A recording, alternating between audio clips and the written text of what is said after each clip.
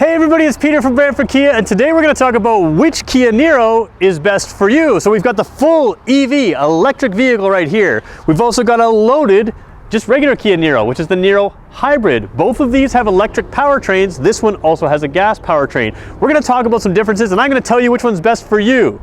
Except I'm not, because I really don't know what's best for you. What I can talk about is some of the common misconceptions where people think maybe this vehicle is better for them, and maybe it's this one, or maybe this vehicle is better for them, but it's this one. So the very first thing I'm going to talk about, and it's going to tick off a lot of you EV fans, this car is not less expensive to run in the long term. Now maybe it could be for you, but a lot of people come and say, okay, I'll buy an EV now because they're coming down in price, and in the long term it's less expensive to buy. If that's your argument, you're going to be proven wrong at cocktail parties when you pull up with this car, so let's talk about that for a second. This car, we did some math inside. It doesn't matter how I got to the math, but the reality is current gas prices, the fuel efficiency of this car, we're going to say it costs you $6,000 to $6,500 worth of gas per 100,000 kilometers, assuming gas prices stay the same. Let's pretend like this car costs you nothing to fill. It does cost you something to fill, but let's pretend it costs you nothing. This car starts at around just over $25,000. It's $6,500 a year. Let's say it's $13,000 or $6,500 for 100,000 kilometers. Let's say $13,000 worth of gas to 200,000 kilometers. At which point you're probably trading the car in. You're still not at this price. This is $53,000 car plus. Now there's a $5,000 government discount on this car, but the reality is fuel costs alone is probably not going to get you to this car. So why do people buy EVs? And I used to be an automotive journalist, and this is where they kind of get it wrong, to be honest. They say, okay, this car is not worth it because it costs too much, or it is worth it because with fuel savings over time, you'll make up for it. The reality is the buyers of these cars, not the reviewers, but the buyers, they buy this car because they like it. And it shouldn't be a big surprise. People buy the Stinger, the Kia Stinger GT, over the four-cylinder Stinger for a reason. This GT outsells it because they like the way it drives. Even though it costs more, why would you get a Stinger GT when you could get just a regular Stinger? The Stinger GT costs so much more. They like the way it drives. They like the car. They like the features. That's why people are buying these cars. They like the way it drives. They like the features. People buy muscle cars because, not for practicality, an SUV is more practical, but they buy a muscle car because they like the way it drives. And that's why people are buying these. And there's nothing wrong with that. There will probably come a time where electric vehicles are more cost effective than gas vehicles, and we'll sell you a bunch of them then. So we're going to talk about why you would want to buy the hybrid car over the electric, and we're also going to talk about why you would want to buy the electric over the hybrid. Let's start with the Niro Hybrid. All right, if you've watched my videos in the past, you'll know that the Kia Niro is one of my favorite Kias, and for good reason. It's a real practical package. It's the same body style on both. So we're going to talk about 5-passenger cars. We're going to talk about that kind of thing, practicality, same size trunk.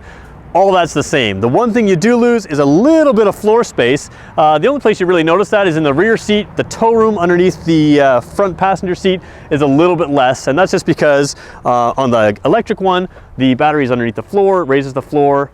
That's really the only difference. You have the same type of thing, you got roof rails. So here's why we buy the hybrid over the electric vehicle. Number one, cost. Even though this is a loaded model, you're probably not going to make up for the difference in cost between this one and that one. Options are very similar, but what we're finding with our EV buyers is, oh, I don't need all that option. I don't need this and that safety feature or this and that option. So the Niro, you can actually equip with less options, and this is the big thing that people forget. If they're purely buying an efficient car, they want some electric powertrain, this is a car to buy that you don't have to get all the options in. Now there is a base model Kia Niro EV. They brought that in to hit the government rebate. I haven't seen it yet. I'm not sure if we will see it. It is a very limited production car. We can order one for you, but I don't expect to see it here. We expect to sell the higher end Niro EV. But this one has multiple trim levels, and you can start equipping it the way you want. You don't have to go bare bones. You can if you want, but even bare bones includes heated steering wheel, heated seat, so lots of options. Let's talk about the other thing, efficiency. You still have an electric powertrain in this car. You can still drive in this car on pure electric power with no gas engine running. The difference is the computer decides for you. So you could drive around at 60 kilometers an hour in town, and the computer can decide, hey, I can do this purely on electric power, and it can do that for a stretch at a time. So you're still getting that electric powertrain in this. It's just a little bit different style. There is an in-between model between this and the electric Niro. It's called a plug-in hybrid. That car can give you 40-ish, 42 kilometers or so of pure electric range, and there's a lot of features to that one. You can save that electric range for, let's say you drive to downtown Toronto, you can use that electric range just there, or you can use it from the start. One thing to keep in mind, in the cold winter months, even that plug-in hybrid is still going to run like a regular hybrid. So again, there is a model in between we're not talking about, but a lot of people, when it comes to cost, this is your car. This is the one you should be buying. It's practical. There are times this car can run with no tailpipe emissions, but the biggest thing is you get in, you put it in drive, and you can drive across the country. You just simply go to those stations that are still here, you put your dinosaur fuel in here, you fill it up, and you drive. Simple as that. The benefit of this car, just like a regular car, you don't do any thinking, you don't have to understand anything about electric technologies, you don't have any worries about range. You hit a gas pump, you just keep driving, but you're still getting the benefits of that electric technology through the hybrid system. So that's the basics. I'm sure you have questions. Let me know in the comments below, but we're gonna head over to the EV now and talk about the benefits of that car. All right, so why are we buying the pure electric vehicle? We know it's not for cost savings, because we don't want to get caught at dinner parties saying, hey, it's going to cost me less, and then get proven wrong by some scientist that figured out all the costs. There's a lot of reasons to buy this car. First of all, right now this has over 440 kilometers of range, this exact car. Now the government rating says 385 kilometers. That could be less in the winter. It's currently probably about 13 degrees Celsius outside right now, and this car plugged into a stage 2 charger has 440 plus kilometers of range, and I expect to see some more at times, some less at times, but just because it has a government rating of 385 doesn't mean it's not capable of far more. And like I said, this actual car today, coming out of stage 2 charger, has 440 plus kilometers. So let's talk about a couple other features. We like a silent drive. EV, actually not fully silent. They're required to make a little bit of noise, and this one you will hear a little bit of a humming noise at slow speeds, and that's because they don't want people, don't want you running over people because they don't know you're moving towards them. So it does make a tiny bit of noise, and you can hear that a little bit from the driver's seat if the stereo is completely off, and you can hear it from outside as well. So a couple little myths broken there. The other reason to buy this car is 201 horsepower. Now that one's got 139, this one's got 201. Some of that is going to be offset by the weight, but you've also got a ton of torque in this car, and it's instant torque, so that makes it fun to drive. Corners well, handles well. I mean, they both drive really well. But for an electric vehicle, you've got all those benefits of that instant torque and a lot of torque. In fact, it limits the torque, so you don't just peel off the front tires every time. It limits it until you get going a little bit, but it still has a lot of torque and really quick. And you still have a front-wheel drive car on both of these, so that winter safety of a front-wheel drive car, if that's what you're familiar with, you're going to be familiar with that here. All right, let's talk about a couple different things. The battery pack in that one is between the seats, or underneath the rear seat. This one, all along the floor. So it's actually underneath. You can see it on the right angle, but it doesn't really matter. Battery pack's nice and low. That gives you some weight advantage, like I said, for that cornering. And let's talk features as well. This car has every safety feature I think we have on a Kia. I could be wrong about that, but it's got lane keeping assist, which of course they both have. It's got smart cruise control with stop and go, which means you can set up the cruise for 120 kilometers an hour. You can hit stop and go traffic. The car will brake and accelerate on its own. Of course you have to pay attention. It's not self-driving, but it gives you that stress-free drive through traffic, through long trips. And let's talk about long trips. First of all, we've got today 400 plus kilometers of range.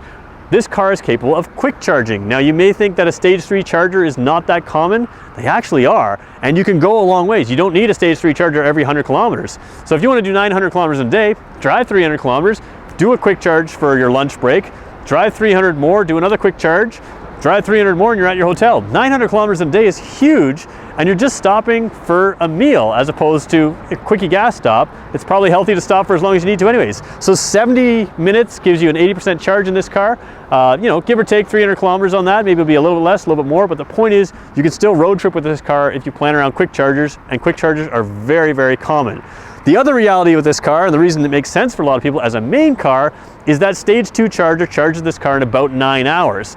Now 9 hours in this case gave us 442 kilometers, but actually I'm lying because we never charged this car from empty. We charged it from whatever it was at. So let's say you do 200 kilometers in a day. It's only going to be 4.5 hours to go from 200 kilometers to full again, and you're always going to be at your house like that. So most people aren't going to go more than 100 kilometers in a day, or 200 kilometers a day, or 300 kilometers in a day. This car right now is equipped, you could go well over 400 kilometers and charge it in 9 hours. So that still makes sense for people because you're not charging from empty.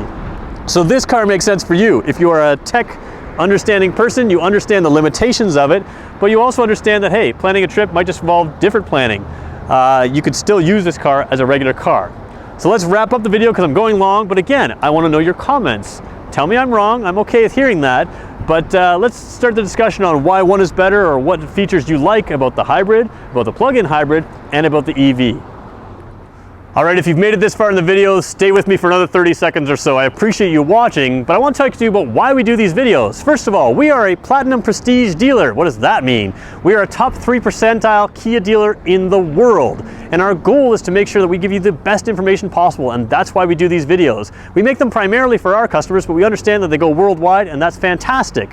What we try to do is have you come in and check out the vehicle for yourself. So sometimes we don't show you every feature, but we want you to know if you live in the Greater Toronto area, we want to earn your business. Before the Nero EV came out, we pre-sold more Nero EVs than anyone else in the country. We're continuing to be a leader on electric vehicles, but that doesn't mean that we're abandoning our regular vehicles. We still continue to be a leader in all of those. So we want to earn your business. If you live anywhere near the Brantford area, give us a chance. You can give us a call, 519-304-6542, or in the description of this video, you can click the link that takes you to our sales team. We'll set up an appointment with you. We'll answer your questions. And if you just have general questions, if you're not in our area and you want to know about this video or other videos that we do or other vehicles, let me know in the comments below, because the more comments I get, the more videos I can make for you, and we just want to help you out. So there you go, everybody. Thanks for watching. Nero EV, which one's best for you? It's up for you to decide.